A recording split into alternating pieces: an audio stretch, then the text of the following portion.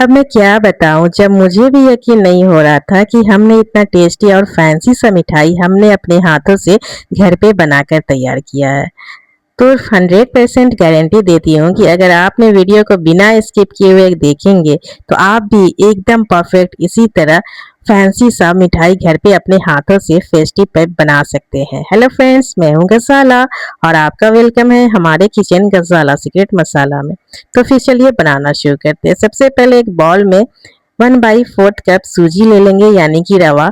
सूजी जो है बारीक वाली होनी चाहिए, अगर मोटी है तो उसे इस्तेमाल करने से पहले आप ग्राइंड कर लीजिएगा। 2 बड़े चम्मच हमने यहाँ पे देसी घी को मेल्ट करके लिया है। आप चाहे तो यहाँ पे कुकिंग ऑयल का भी इस्तेमाल कर सकते हैं, चॉइस आपकी है। साथ में डालेंगे 2 कप मैदा, लेकिन उससे पहले सूजी को देसी घी में मिक्स कर लेंगे। आधी छोटी चम्मच यहाँ पे मैं नमक ले रही हूँ, उसे इसमें डाल देते हैं। नमक डालिएगा जरूर, इससे फ्लेवर बहुत ही बढ़िया आता है। लेकिन हाँ, ध्यान रहे नमक की जो क्वांटिटी है ना, मतलब इतना ही होनी चाहिए, ज्यादा नहीं होनी चाहिए। तो फ्रेंड्स, यहाँ पे आप मैदे की जगह गेहूं के आटे का भी इस्तेमाल कर सकते हैं, चॉइस आपकी है। क्या है कि हर किसी को मैदा खाना पसंद नहीं है, लेकिन मैं सजेस्ट करूंगी कि ये वाला जो फैंसी सा जो नाश्ता अगर फेस्टिव वगैरह पे आप बना रहे हो, किसी पार्टी वगैरह के लिए बना रहे हो, तो मैदे से बना लीजिएगा, ज्यादा अच्छा फ्लेवर देता है। जैसा कि हम लोग जानते हैं कि मैदे से बनी हुई चीजें ज्यादा अच्छी होती है, लेकिन चॉइस आपकी है। अगर आप मैदा खाना पसंद ना करते हो तो आप मैदे की जगह आटे का इस्तेमाल कर लें। अच्छी तरीके से सारी चीजों को आपस में मिक्स कर लेना है। और इस तरह से हमने बाइंड करके देखा तो मोयन अच्छी तरीके से आ गई थी, बाइंड हो रही थी। तो चलिए इसे हम गूंथ लेते हैं। गूंथने के लिए हमने यहाँ पे रूम टेम्परेचर वाली दूध का इस्तेमाल किया है। ध्यान रहे, दूध जो हमने यहाँ पे इस्तेमाल किया है उसका टेम्परेचर मतलब मीडियम होनी चाहिए, ना तो एकदम गर्म और ना ही एकदम ठंडी। अगर आपने फ्रिज में डाली हुई है तो इस्तेमाल करने से पहले फ्रिज से 10 से 15 मिनट पहले निकाल दे। अगर आपने तुरंत बॉईल किया है तो उसे ठंडा होने के बाद ही इस्तेमाल करें। तो बस थोड़े थोड़े दूध डालते हुए इस तरह से हम सॉफ्ट डो तैयार करेंगे। जिस तरह से रोटी वगैरह का जो डो लगाते हैं ना, बस उसी तरह इस डो की कंसिस्टेंसी चाहिए। तो यहाँ पे हमें इसे गूंथने के लिए लगभग 1 कप दूध का इस्तेमाल किया है। आप चाहे तो दूध की जगह पानी का भी इस्तेमाल कर सकते हैं, चॉइस आपकी है। लेकिन दूध का इस्तेमाल करके बनाइएगा और ही ज्यादा बढ़िया सा फ्लेवर देता है। वैसे ज्यादा दूध लगती नहीं है, बस 1 कप दूध में ये वाला जो डो है ना, गूंथ कर तैयार हो जाएगी। और ये डो को है ना एकदम सख्त नहीं बनाइएगा। जिस तरह से हम लोग डेली की जो रोटी वगैरह के लिए जो आटा लगाते हैं, बस उसी तरह हमें लगा देना है। डो हमारी तैयार हो गई है। ऊपर से हल्का सा पानी हम इस तरह से लगा देते हैं, जिससे ये अच्छी तरीके से सेट हो जाए। लगभग 5 से 10 मिनट के लिए इसे हम रेस्ट पे डाल देंगे। इसी बीच हम नेक्स्ट प्रोसेस कर लेते हैं। एक बाउल में हम यहाँ पे ले रहे हैं 1/4 कप ऑयल। यहाँ पे हमने रिफाइंड ऑयल का इस्तेमाल किया है। आप चाहे तो यहाँ पे रिफाइंड ऑयल की जगह देसी घी का भी इस्तेमाल कर सकते हैं। साथ में हमने इसमें डाला है 1 चम्मच मैदा, या आप चाहे तो यहाँ पे मैदे की जगह कॉर्नफ्लावर का भी इस्तेमाल कर सकते हैं, चॉइस आपकी है। दोनों में से किसी एक चीज को 1 छोटी चम्मच डाल दीजिएगा। ध्यान रहे, यहाँ पे जो स्लरी हम तैयार कर रहे हैं वो एकदम गाढ़ा नहीं होनी चाहिए। उसकी जो कंसिस्टेंसी है ना, इस तरह से आप बनाकर तैयार करिएगा, ना तो एकदम पतला और ना ही गाढ़ी, मीडियम होनी चाहिए।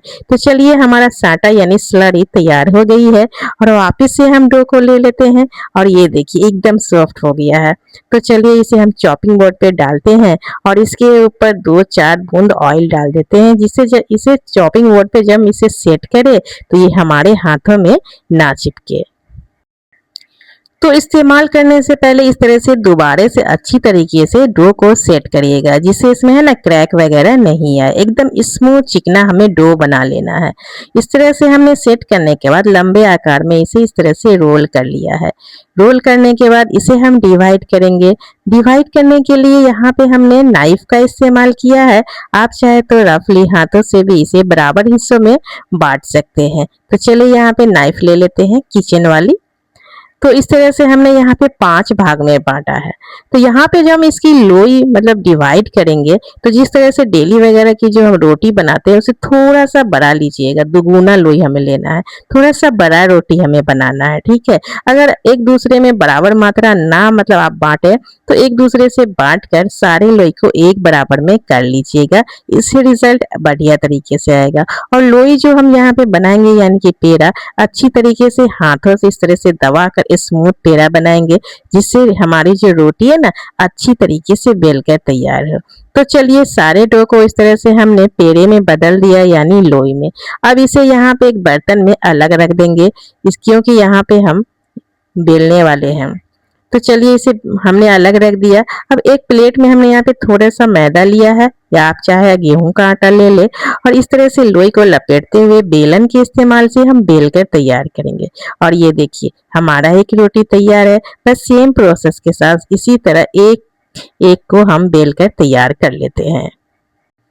तो फ्रेंड्स यहाँ पे आप लोगों से छोटी सी प्यारी सी रिक्वेस्ट है, रेसिपी पसंद आ रही है, चैनल पे नए हैं और अभी तक हमारे चैनल को सब्सक्राइब नहीं किया है तो प्लीज सब्सक्राइब करें और साथ में बेल आइकन दबाएं, जिससे कि इसी तरह की लेटेस्ट वीडियो की नोटिफिकेशन जाती रहे। और लाइक शेयर कमेंट्स करना बिल्कुल भी ना भूले। जब भी आप लोग रेसिपी को ट्राई करें पसंद आए तो कमेंट बॉक्स में अपने प्यारे प्यारे कमेंट्स के साथ आप अपने प्यारे प्यारे से नाम और शहर का नाम लिख के जरूर बताइएगा, जिससे कि मैं आप लोगों को थैंक यू या फिर धन्यवाद बोल सकूं।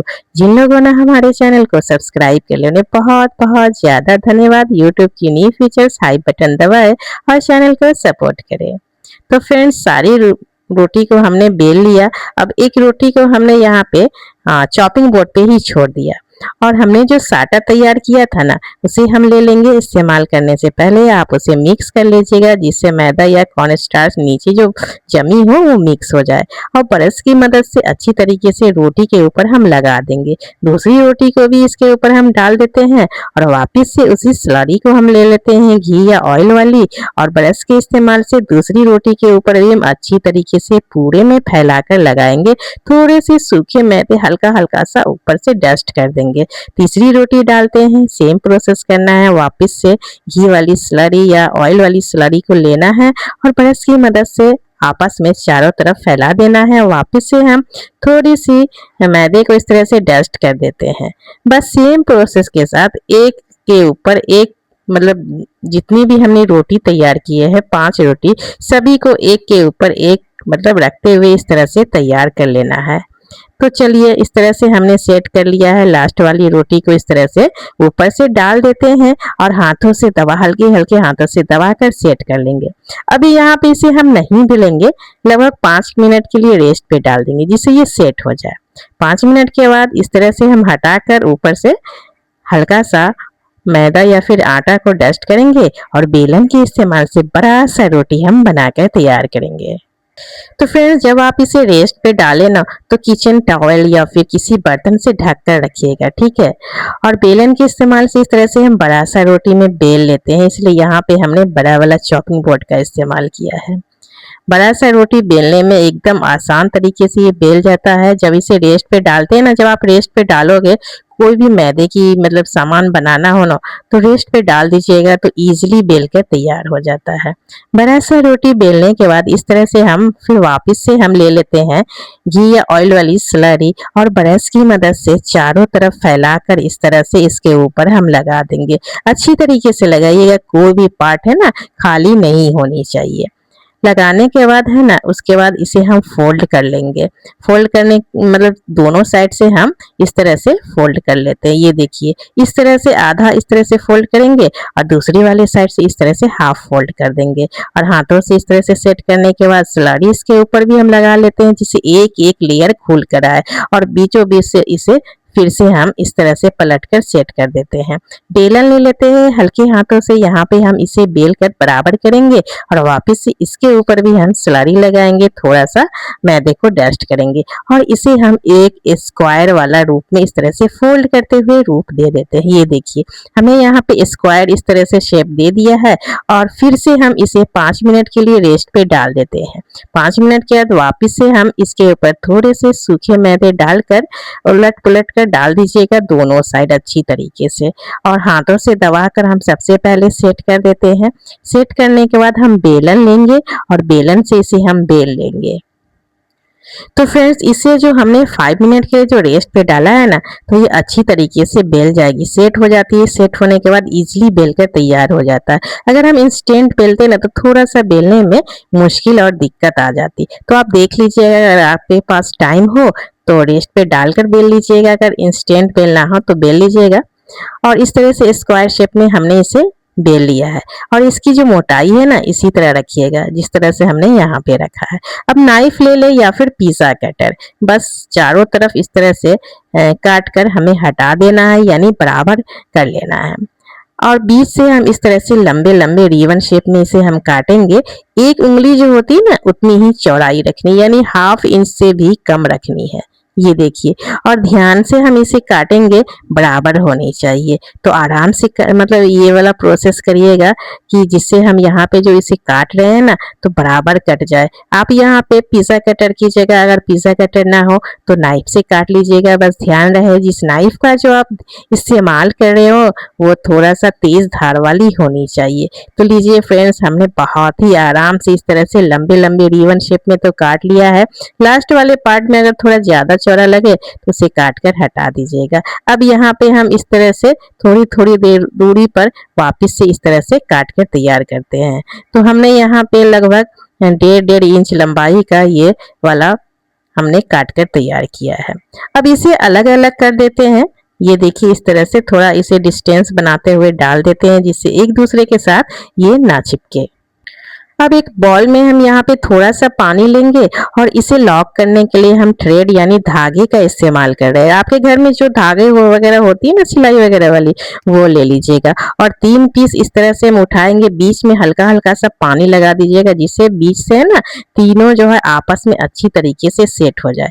धागे को इस तरह से बीच से लपेटते हुए हम इसे लॉक करेंगे। ये देखिए कुछ इस तरह से। तो सेम प्रोसेस इसी तरह करना है। 3 पीस ले लेना है, हल्का हल्का सा बीचों बीच पानी लगा दीजिएगा और धागे से इस तरह से लपेटते हुए सेट कर लीजिएगा। तो फ्रेंड्स, पिछली वाली रेसिपी काफ़ी लोगों को हमारी बहुत ही ज़्यादा पसंद आई और बहुत ही प्यारे प्यारे कमेंट के साथ अपने प्यारे प्यारे से नाम लिखकर बताया। उनमें से कुछ नाम हमने शॉर्ट आउट किया है, जिनके नाम हैं रूबी शेख वलसाड धर्मपुर गुजरात से, सीमा जी दिल्ली से हैं, मीना जी उदयपुर से हैं, मीरा मगरिया जी भोपाल से हैं, उषा जी देहरादून से हैं, शबाना जी बेल्जियम से हैं, नंदा कामले जी कुडवाड़ी से हैं, प्रेम नारायण जी मुंबई से हैं, रेखा जी इन्होंने शहर का नाम नहीं लिखा, ललिता शर्मा जी राजस्थान से, रमेश जी कर्नाटका से, सावित्री गुप्ता जी इंडिया से, छाया जी अहमदाबाद से, बेबी जी सुल्तानपुरी से हैं, काम्या जी अंबेडकर नगर से हैं, रत्ना जी बुंदरगढ़ उड़ीसा से है, रेहाना नाज जी पाकिस्तान से हैं, जसप्रीत सादिक जी इन्होंने शहर का नाम नहीं लिखा,